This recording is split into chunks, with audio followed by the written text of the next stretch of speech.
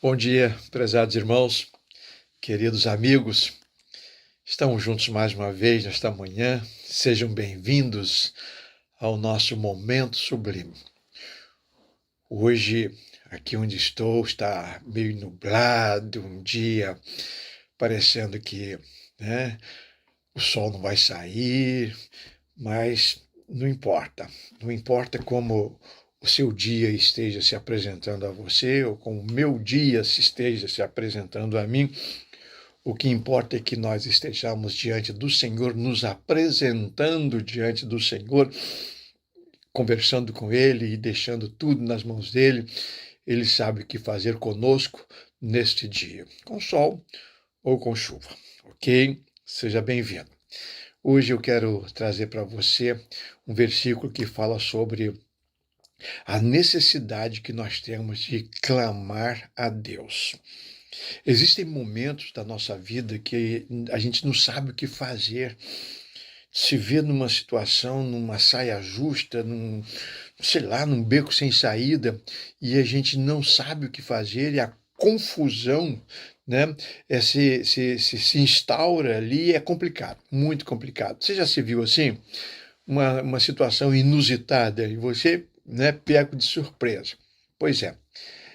O salmista, no Salmo 22, no verso 5, ele diz: A ti clamaram e escaparam. Em ti confiaram e não foram confundidos. Então, o salmista está dizendo, né, que num certo momento, o seu povo, né, e todos aqueles que no passado clamaram ao Senhor em situações semelhantes a esta que eu mencionei para vocês, clamaram ao Senhor, escaparam. Por quê? Porque confiaram em Deus. E porque confiaram em Deus, não foram confundidos. Então, nesta manhã, eu gostaria que você pensasse também nessa dinâmica que a palavra de Deus, a Bíblia Sagrada, sugere a mim e a você. Todas as vezes que nos sentirmos confusos, sem saber o que fazer, clamar. Clamar a Deus. Eu era pastor da primeira igreja batista em Belfor Roxo, muito jovem ainda, comecei pastoreando lá aos 24 anos de idade. Eu era muito novo, sem experiência alguma, uma igreja grande, difícil, mas uma bela igreja. Deus nos abençoou muito ali. Pastoreei 10 anos aquela igreja. Um domingo, à tarde, eu estava em casa descansando e me preparando para o culto da noite, quando alguém me chamou no portão da casa e eu fui lá atender.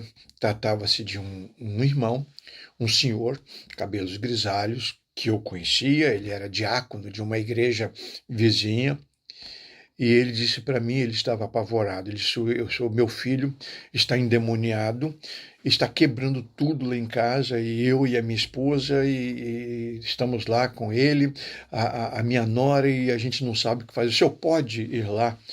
E eu disse para ele: posso, poder eu posso, mas o irmão já procurou o seu pastor, que o irmão tem igreja, e eu acho uma falta de ética. Eu, particularmente, não disse isso para ele, mas eu penso exatamente assim, uma falta de ética muito grande, um pastor entrar na casa de uma família de outra igreja, de um outro pastor.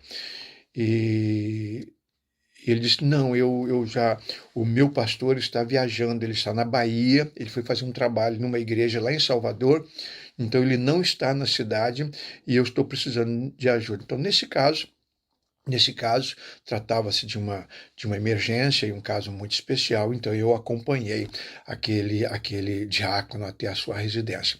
Quando chegamos lá, e de longe a gente já escutava o barulho, os berros, os urros, ele gritava e dava soco nas coisas, e eu fui chegando, é claro, naquele momento ali, com a experiência que eu tinha, que era nenhuma nessa área, eu fiquei um tanto preocupado com o que ia encontrar ali dentro daquela casa.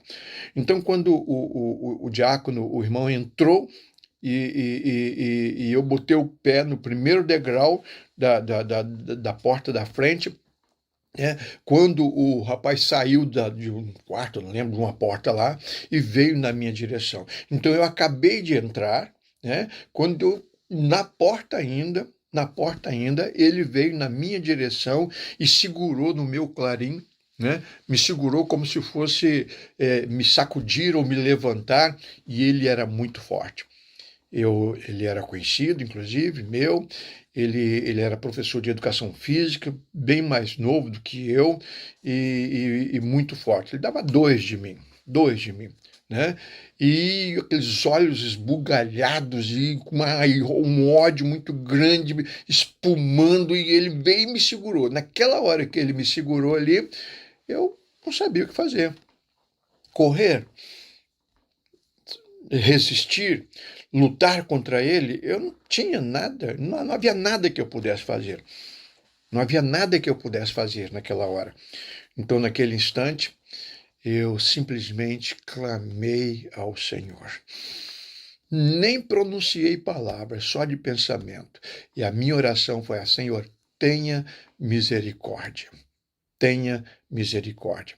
E naquela minha sentença, naquela minha curta oração, tenha misericórdia, eu pedia que Deus tivesse misericórdia de mim e misericórdia dele, daquele rapaz tão novo, né?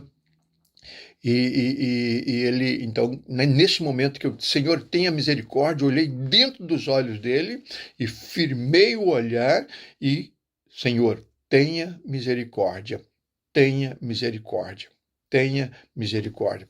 Então ele, que estava segurando muito forte aqui, foi soltando as mãos, foi soltando e caiu de joelhos, me arrancou esse botão de cima, caiu de joelhos e caiu como se estivesse morto, desmaiado, apagou. Apagou. A esposa dele, jovem, que estava por trás, segurando pela cintura, tentando, né, controlá-lo, quando ela viu que ele caiu, ela olhou para mim: o que o senhor fez com meu marido? O que o senhor fez com meu marido? Ela pensou que eu estivesse enfiado alguma coisa na barriga dele, porque foi uma coisa assim, impensável, uma situação complicada. Eu disse: fica calma, está tudo bem. Está tudo sob controle. Fica tranquila. E ela baixava e tentava sacudir, tentava acordar. E ele estava respirando normalmente, mas desmaiado. Desmaiado. E naquele momento eu até gostei que tivesse acontecido aquilo, que ele tivesse desmaiado, né, que ele estivesse ali e dormindo, né? E eu falei para os pais: fique tranquilo, dois idosos, pessoas muito queridas nossas.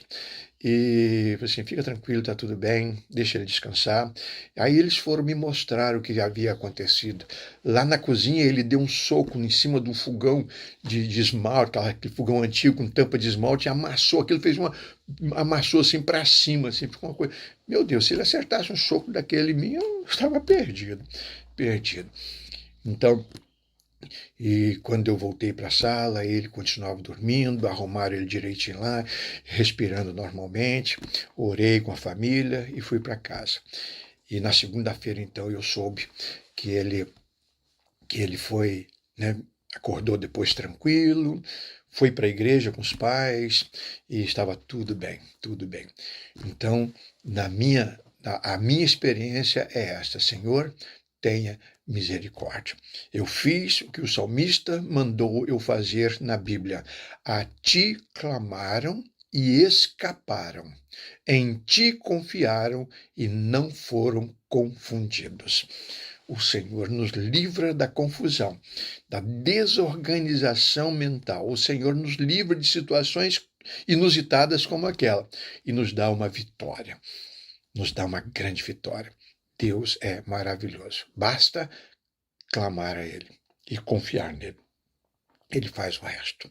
Querido Pai, obrigado porque o Senhor promete e cumpre. O Senhor cuida de nós. Obrigado, Senhor, pela experiência que tive lá no passado e serve para mim, Senhor, como exemplo, como testemunho. Todas as vezes que situações semelhantes surgirem, eu posso confiar no Senhor e clamar ao Senhor. Então, os meus amigos e irmãos também podem. Cuida deles em situações semelhantes, em nome de Jesus. Amém. Amém, amados? Tenhamos todos um bom dia.